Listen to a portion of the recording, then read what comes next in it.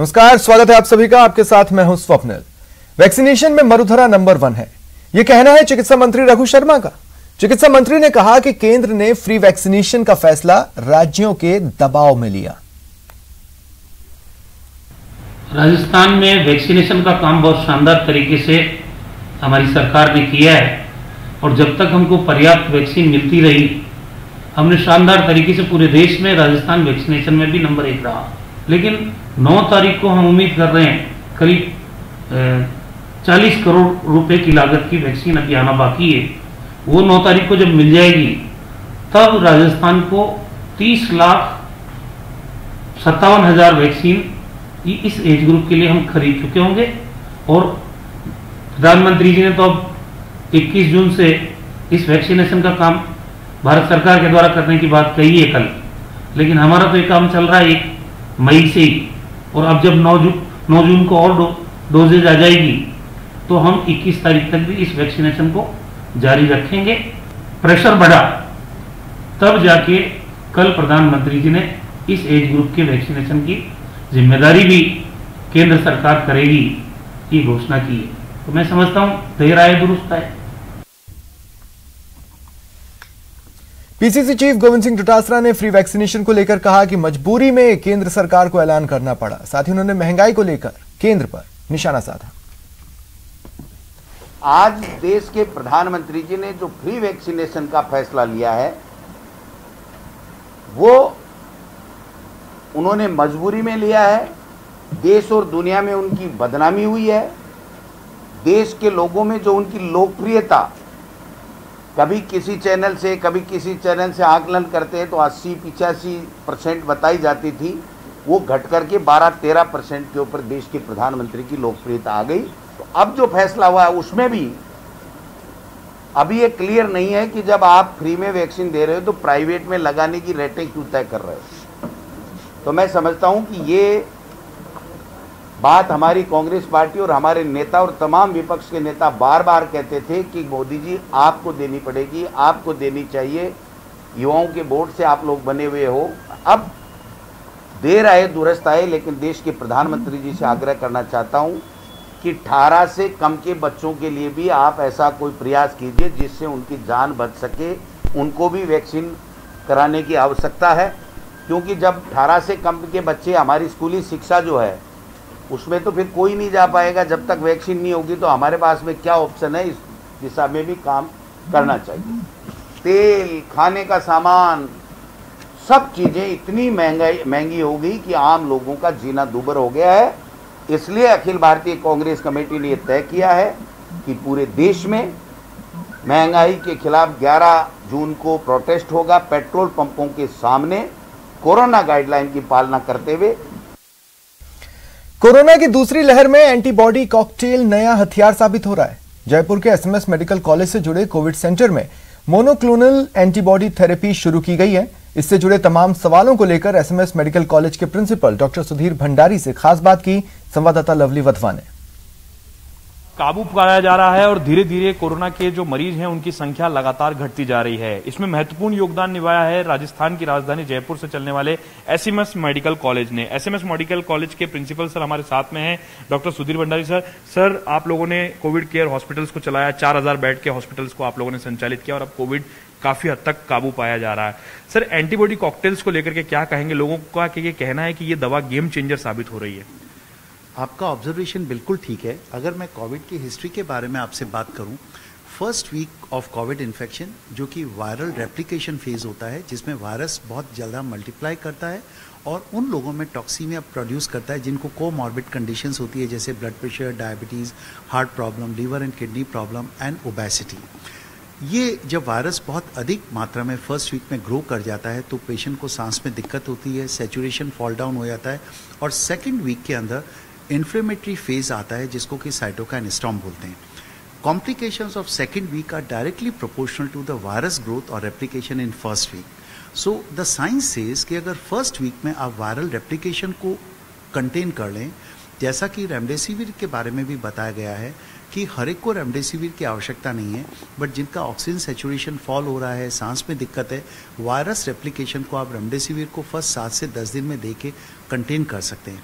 इसी तरह जो मोनोक्लोनल एंटीबॉडी कॉकटेल आया है जिसमें कैसिरीमेब एंड रेमडेसिविर दवाइयाँ हैं, वो अगर आप पहले 5 दिन preferably, otherwise up to 8 to 10 days दे दें, इससे सडन वायरल रेप्लिकेशन कम हो जाता है। स्पेशली ये उन लोगों में बहुत इंपॉर्टेंट है जिनको कोमॉर्बिड कंडीशन होती है। आपने देखा होगा इररेस्पेक्टिव एज, जिनको blood pressure, diabetes, heart problem है, अगर उसमें हम वायरल रेप्लिकेशन को कम कर दें या वायरस की ग्रोथ को डिस्ट्रॉय कर दें तो 70% पेशेंट क्रिटिकल होने से बच जाते हैं।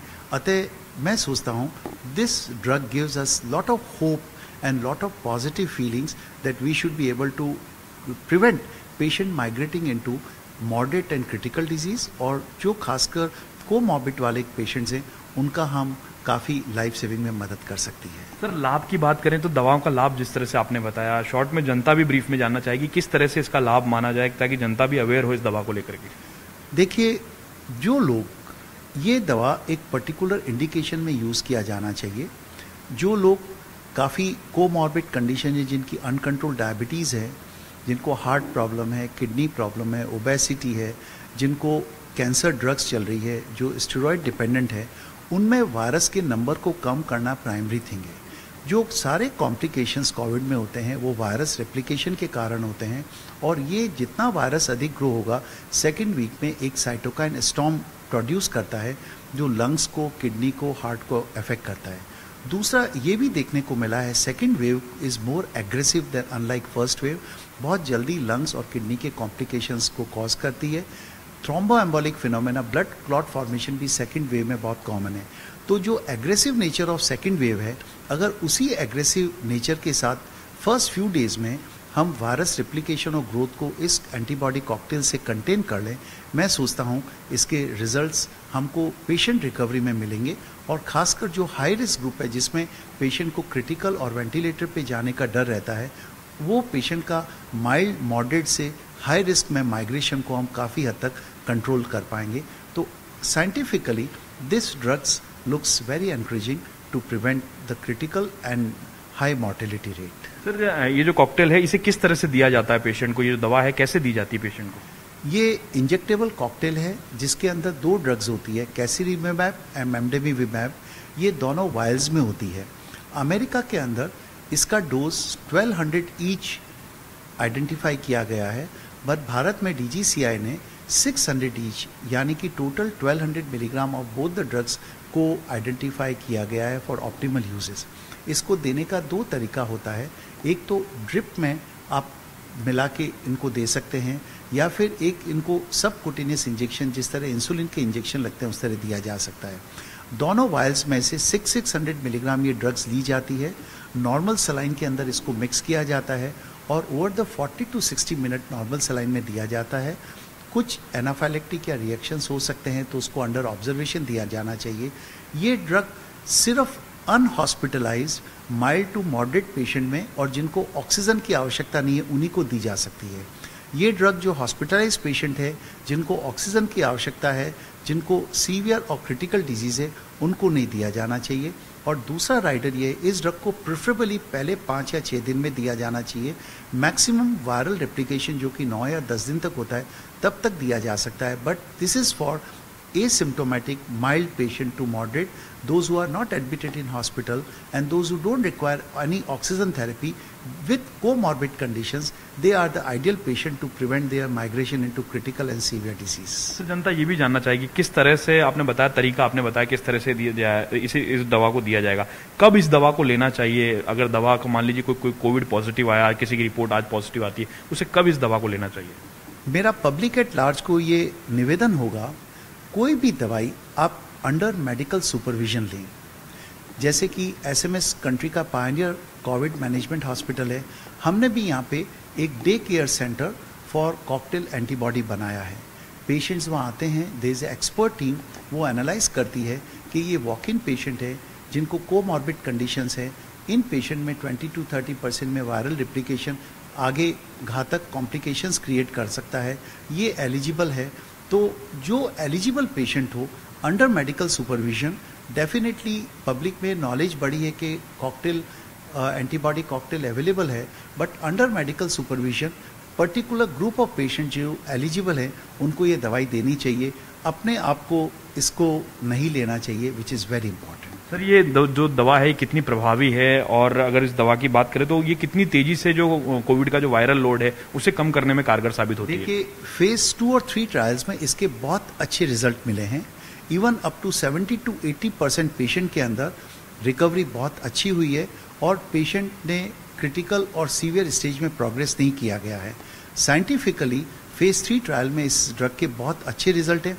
अभी इस ड्रग का नया ट्रायल भी चल रहा है कि क्रिटिकल और वेंटिलेटर वाले पेशेंट को भी इसका ड्रग का ट्रायल चल रहा है। जिन लोगों ने रेमडेसिविर लिया उसका भी ड्रग का ट्रायल चल रहा है। और बेस्ट पार्ट ये है, इस ड्रग को 12 साल से बड़े जो 40 साल केजी से ज़्यादा बच्चे हैं उनमें भी दिया जा सकता है। तो मल्टीपल सिचुएशंस में इसका ट्रायल चल रहा है। ये इसलिए चल रहा है क्योंकि फेज 2 और 3 में स्टैंडर्ड ट्रायल में इसके रिजल्ट्स बहुत अच्छे आए हैं। तो मैं सोचता हूँ जो साइंटिफिक वे ऑफ इसका एक्शन ऑफ ड्रग है which has a very encouraging effect, क्योंकि अगर वायरल रेप्लिकेशन कम हो जाएगा, स्पेशली जो हाई रिस्क पेशेंट है, तो डेफिनेटली सेकेंड वीक कॉम्प्लिकेशन जो कि लीदल हो सकते हैं वो कम होने चाहिए। अच्छे रिजल्ट्स फेज 3 में almost two the tune of 70% थे, उसको हम बहुत अच्छा रिकवरी रेट मानते हैं। सर दवा की अगर बात करें तो जो दवा है, नया जो वेरिएंट आ रहा है कोविड को लेकर के, नए नए वेरिएंट्स की बात की जा रही है, नए नए रिसर्च आ रहे हैं, उस पर किस तरह से ये दवा काम करे, क्योंकि लगातार कोविड जो है वो अपना रूप बदलता जा रहा है? आपका ऑब्जर्वेशन बिल्कुल सही है। भारत में भी अभी नया डेल्टा वेरिएंट आया है और वेरिएंट 1B1617 आया है, बट अभी तक जो लिटरेचर अवेलेबल है जो कॉकटेल एंटीबॉडी का, वो नए वेरिएंट के प्रति भी इफेक्टिव है। सो अभी तक हम होपफुल हैं, और जब एक बार इंटरपर्सनल कोविड का स्प्रेड रुक जाएगा तो नया म्यूटेशन और वेरिएशन भी कम हो जाएगा। बट अभी अच्छी बात यह, जो वेरिएंट अवेलेबल है यूके, ब्राज़ील, साउथ अफ्रीका और डेल्टा वेरिएंट जो इंडियन वेरिएंट है, उसके अगेंस्ट भी इस कॉकटेल को इफेक्टिव बताया गया है, which is a good news. Sir स्वास्थ्य सेवाओं की बात करें तो स्वास्थ्य सेवा क्षेत्र पर जिस तरह से बोझ आया था, अचानक अस्पताल के अंदर मरीजों की कतार लग गई, बेड फुल हो गए, लोग परेशान हो रहे थे, इस दवा के आने से जो स्वास्थ्य सेवा क्षेत्र है उसमें किस तरह से जो बोझ है वो कम होगा? सर देखिए, मैं पहले ही बता चुका हूँ, ये medicine admitted patient, oxygen requiring patients के लिए नहीं है। ये सिर्फ जो ओपीडी पेशेंट हो, जो माइल्ड और एसिम्प्टोमेटिक पेशेंट हो, जिनको ऑक्सीजन रिक्वायरमेंट नहीं है और जो कोमॉर्बिड कंडीशंस हैं, उन लोगों के लिए है।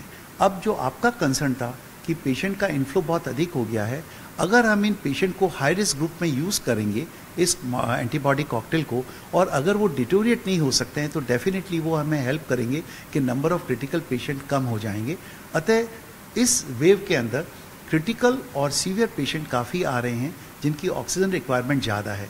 तो अगर हम माइल्ड और मॉडरेट लेवल के ऊपर, जब ऑक्सीजन रिक्वायरमेंट नहीं है बट पेशेंट को बहुत ज़्यादा कोमॉर्बिड कंडीशंस है, अगर उस स्टेज पे हम इस ड्रग को यूज़ करेंगे और ये वायरल ग्रोथ को और रेप्लिकेशन को कम करके अगर उन पेशेंट को क्रिटिकल नहीं होने देगी, मुझे लगता है उससे हमारे इंफ्रास्ट्रक्चर के ऊपर भी कम लोड पड़ेगा। सर आप किस तरह का संदेश देना चाहेंगे जो दर्शक हैं, उन्हें आप क्या कहना चाहेंगे? सर देखिए, मैं दर्शकों को यही कहना चाहूँगा कि हम लोग काफ़ी अच्छे फेज़ में गुजर रहे हैं जब नई नई मेडिकेशंस आ रही हैं, बट कोई कितनी भी मेडिकेशन आ जाए, चाहे एंटीबायोटिक कॉकटेल भी आ जाए, the bottom line is that हमें अधिक से अधिक वैक्सीनेशन करवाना है और कोविड एप्रोप्रिएट बिहेवियर को फॉलो करना है।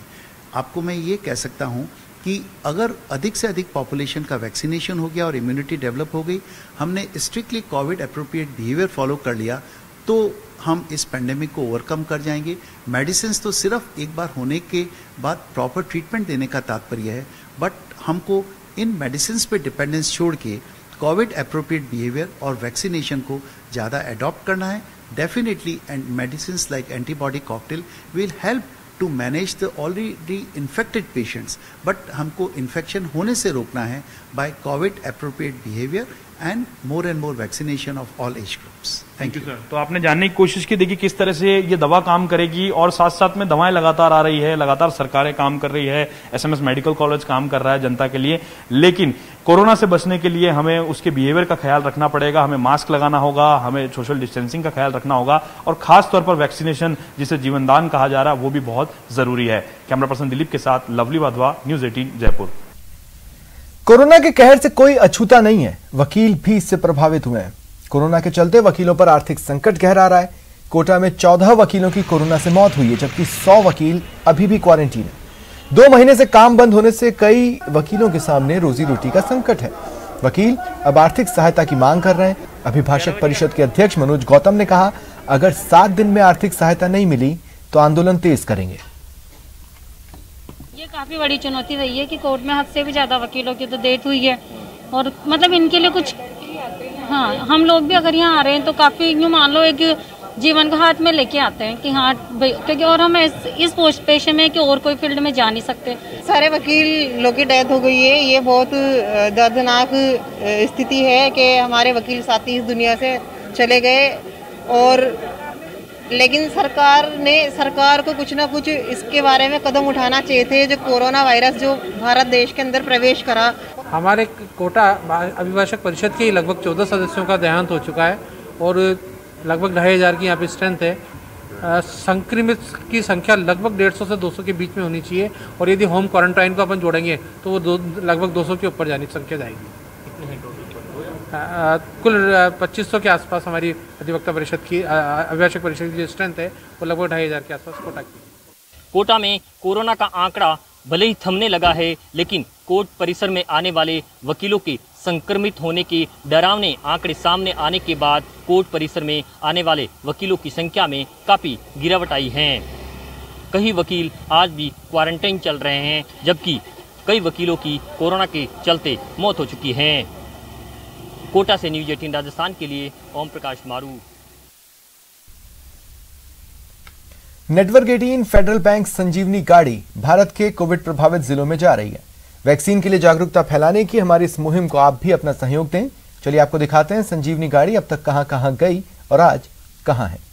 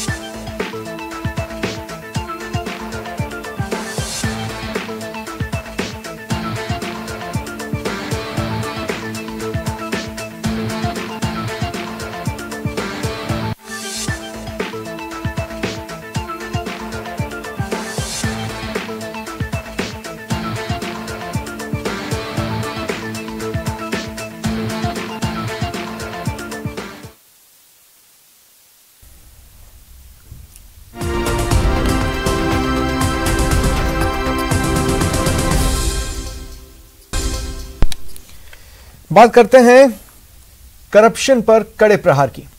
प्रदेश में कानून के उन रक्षकों पर कार्रवाई की गई जो भ्रष्टाचार में लिप्त थे। सिरोही एसपी हिम्मत अभिलाष टाक का तबादला कर दिया गया। नागौर से एसपी श्वेता धनखड़ की विदाई हुई। श्वेता को जयपुर कमिश्नरेट में डीसीपी ट्रैफिक लगाया गया। और अलवर के नीमराणा में बिल्डर को वीआईपी ट्रीटमेंट देने के मामले में एसपी भिवाड़ी राममूर्ति जोशी ने कार्रवाई की और एसएचओ कैलाश यादव समेत 5 पुलिसकर्मियों को निलंबित किया। राजस्थान में कोरोना संक्रमण के मामले कम होते ही अशोक गहलोत की सरकार एक्शन में दिख रही है और इसी एक्शन के तहत सोमवार देर रात कई जिलों के एसपी समेत कई आईपीएस अधिकारियों का तबादला कर दिया गया। खास बात यह है कि सरकार ने जिन 15 आईपीएस अधिकारियों को इधर से उधर किया है उनमें ज्यादातर विवादित और बड़े नाम हैं। तबादलों की लिस्ट में शराब तस्करी के मामले में विवादों में घिरे सिरोही जिले के एसपी हिम्मत अभिलाषा टाक भी हैं। ड्रग्स और माफियाओं को लेकर स्थानीय नेताओं से टकराव की वजह से विवादों में घिरी नागौर की एसपी श्वेता धनखड़ का भी तबादला कर दिया गया है। नौकरी में रहते हुए 2 शादियों के मामले में बर्खास्त किए गए तेज तर्रार आईपीएस अधिकारी पंकज चौधरी भी सुप्रीम कोर्ट से मुकदमा जीतने के बाद पोस्टिंग पा गए हैं। हालांकि इन्हें अभी स्टेट डिजास्टर रिस्पांस में लगाया गया है। राजस्थान सरकार ने नागौर, सिरोही के अलावा प्रतापगढ़, चित्तौड़गढ़, राजसमंद, सवाई माधोपुर और जयपुर में भी एसपी के तबादले किए हैं। माना जा रहा है कि आईपीएस अधिकारियों के तबादले की एक और लिस्ट जल्दी ही आ सकती है। बात प्रदेश में हुए आईपीएस अधिकारियों के तबादले की। सिरोही, नागौर, सवाई माधोपुर, बारां, प्रतापगढ़ और राजसमंद के एसपी का तबादला हुआ है। इन जिलों के एसपी का विरोध स्थानीय स्तर पर था। राजनेता भी इनके खिलाफ थे। राजनेताओं से विवाद का खामियाजा पहले भी अधिकारियों को भुगतना पड़ा है। ब्यूरोक्रेट्स पर भारी पड़े हैं नेताजी। सिरोही, नागौर, सवाई माधोपुर के एसपी पर गिरी गाज। जनप्रतिनिधियों के विरोध के चलते तबादला। प्रदेश के 15 आईपीएस अधिकारियों का तबादला कर ब्यूरोक्रेसी को नया रूप देने की कोशिश हुई है। कार्मिक विभाग के आदेश के मुताबिक 6 जिलों के एसपी बदल दिए गए हैं। सिरोही, नागौर और सवाई माधोपुर के एसपी प्रमुख हैं, जो पहले से ही किसी न किसी विवाद में थे। सिरोही के एसपी हिम्मत अभिलाष टांक का तबादला कर दिया गया। उन पर शराब माफियाओं से मिली भगत के आरोप थे। तो हनुमान बेनीवाल से विवाद के कारण नागौर की एसपी श्वेता धनखड़ का भी तबादला कर दिया गया। राजनेताओं से विवाद के कारण अधिकारियों का तबादला कोई नई बात नहीं है। पहले भी कई अधिकारियों को राजनेताओं से भिड़ंत महंगी पड़ी और उनका उस विभाग से तबादला कर दिया गया। पूर्व खाद्य मंत्री रमेश मीणा के साथ तनातनी के कारण आईएएस मुग्धा सेना को अपने पद से हटना पड़ा। पूर्व पर्यटन मंत्री विश्वेंद्र सिंह से टकराने वाले आईएएस एच गुइटे और श्रेया गुहा को भी हटाना पड़ा। आईएएस नरेश पाल गंगवार और मंत्री उदयलाल आंजना के बीच कंट्रोवर्सी हुई तो गंगवार को अपना पद छोड़ना पड़ा। परिवहन विभाग के प्रमुख सचिव एवं आयुक्त राजेश यादव मंत्री प्रताप सिंह खाचरियावास से अनबन के कारण हटाए गए। फिलहाल इतना ही। नमस्कार।